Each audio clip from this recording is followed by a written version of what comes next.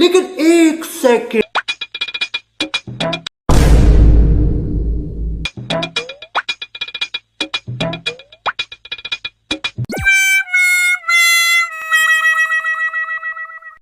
अरे क्या क्या करूं मैं इसका, क्या करूं इसका, क्या करूं, मार भी नहीं सकता।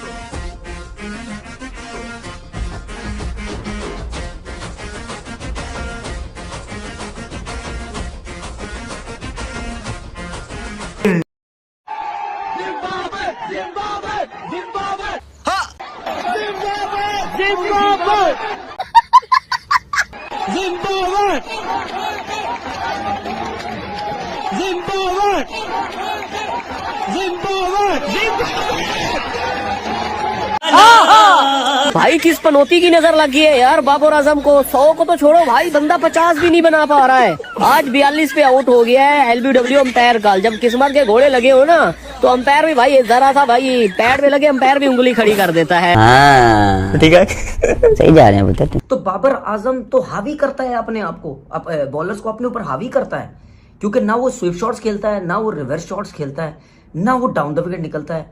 तो मेरा सवाल बाबर से ये है कि यार एक चीज मुझे ये बताओ कि आप अपनी फॉर्म कैसे लाओगे वापस।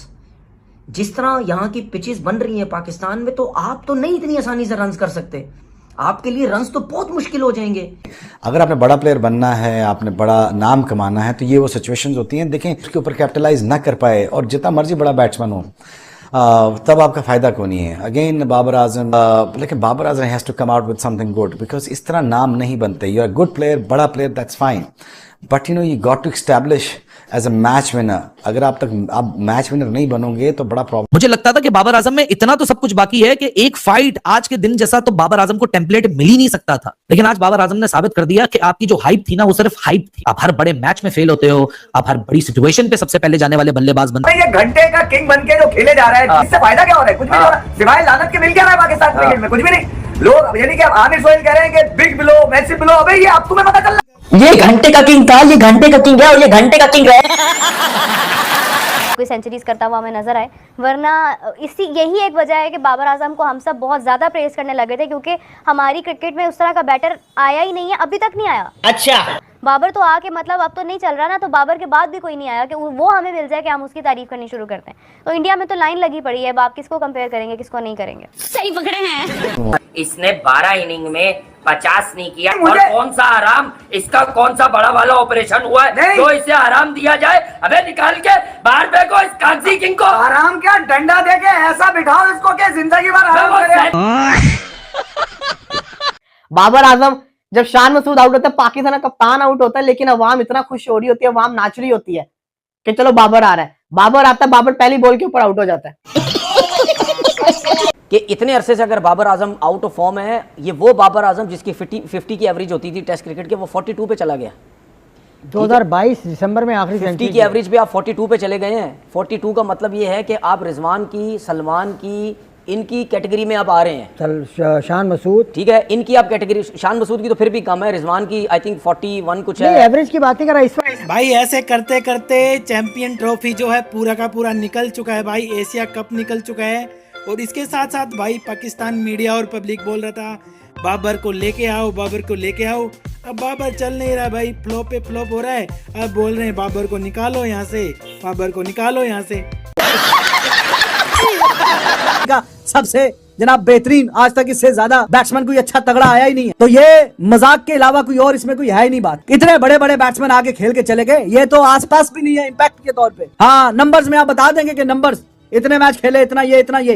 अरे बाप रे, ये तो धोती खोल रहा है। क्या जी, इसके कम मैचों में इतने 100 हैं, इतने 100 हैं, इतने 100 हैं। लेकिन वो वाली डिबेट में आप मुझे ना लेके जाएं। वो वाली डिबेट में मैं आ गया तो मैं पूरा इसका कट्टा छट्टा खोल के बता दूंगा किस टीम के खिलाफ कितने कितने रन है। जहाँ पे इम्पैक्ट होता है, जहाँ पे रन करने होते हैं, वहाँ तो ठुस हो जाते हैं, वहाँ तो पैंटे गिली हो जाती है। इम्पैक्ट किस चीज का? जो इम्पैक्ट सईद अनवर का है, वो कभी इसका आपने महसूस किया? सईद अनवर खेल रहा था, दिल में होती थी कि हाँ ये मैच जिताएगा, Ijaz Ahmed on any given day match जिताएगा, इंजमाम मैच जिताएगा, यूसुफ, ये वाली फीलिंग कभी आती नहीं है जब ये क्रीज पे होता है। अक्रॉस द फॉर्मेट नहीं आती, अक्रॉस द फॉर्मेट ये वाली फीलिंग नहीं आती कभी। तो किस चीज का ये दुनिया पाकिस्तान की हिस्ट्री का सबसे बेहतरीन बैट्समैन है? जा पूछ क्या।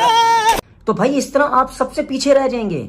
और अगर आपने इन 2 टेस्ट मैचेस में कुछ ना किया ना, तो भाई ये सोच लो, ये आपको टेस्ट क्रिकेट से भी बाहर करेंगे। बिल्कुल सही फरमाया। उसके बाद आपकी रह जाएगी वनडे की एवरेज 56 की। और अगर आप वनडे में भी कुछ नहीं करेंगे, जिस तरह आप चल रहे हैं, आप लगता है किसी की सुन नहीं रहे, ना आप डोमेस्टिक क्रिकेट खेल रहे हैं ना कुछ कर रहे हैं, भाई ये हल है, यही हल है। ये आप कोई एक नए तरीके से आप नहीं कुछ करेंगे, वो बात की बात है। आप नई डोमेस्टिक क्रिकेट खेलें, आप टेस्ट में कुछ ना कुछ कर दें, वो बात की बात है। वो आपकी किस्मत में जो लिखा है या आप क्लिक करके तो कर गए, लेकिन असूली तरीके से जो तरीकेकार है वो यही होता है कि जब कोई बैट्समैन या बॉलर फॉर्म में नहीं होता है या इंजरी से वापस आता है, उसको डोमेस्टिक क्रिकेट खेलनी पड़ती है जाके। बाबर ने तो खेला ही नहीं डोमेस्टिक। अगर बाबर आजम ने ये डोमेस्टिक के मैचेस एक मैच भी खेला होता तो इसकी अगर फॉर्म ना भी होती, जल्दी आउट भी होता, एटलीस्ट इसको एक्सपीरियंस होता ना रिसेंटली खेल के आने का। ये मैं कहना चाह रहा हूं। हर दफा तो नहीं ना ये कह सकते बाबर अच्छा खेला था आज आउट हो गया। नो ब्रो, आपको लंबा खेलना पड़ेगा। फास्ट बॉलर आता है, सेंटर में बॉल गिरता है बाबर के, स्विंग सीम होता है, वहां पे बाबर को प्रॉब्लम हो रही है। स्पिनर आता है। अब मुझे एक बात बताएं, बाबर की एवरेज टेस्ट क्रिकेट में 50 की एवरेज थी, ठीक है, वो करते कराते 42 पे आ गई है। अब ये जो 42 की एवरेज आई हुई है बाबर की, ठीक है, हम अभी भी कहते हैं सबसे अच्छा प्लेयर है सबसे, लेकिन 42 एवरेज आप रिजवान के साथ खड़े हो गए हैं तकरीबन, आप सलमान आगा के साथ खड़े हो गए हैं, सऊद शकील 50 की एवरेज पे खेल रहा है। तो जब आप उनकी साथ आके खड़े होंगे तो फिर क्या बोलेंगे लोग ये बोलेंगे कि जी बाबर सबसे अच्छा प्लेयर है। आपकी एवरेज तो उनके साथ आने लग गई है, आप उनके साथ खड़े होने लग गए।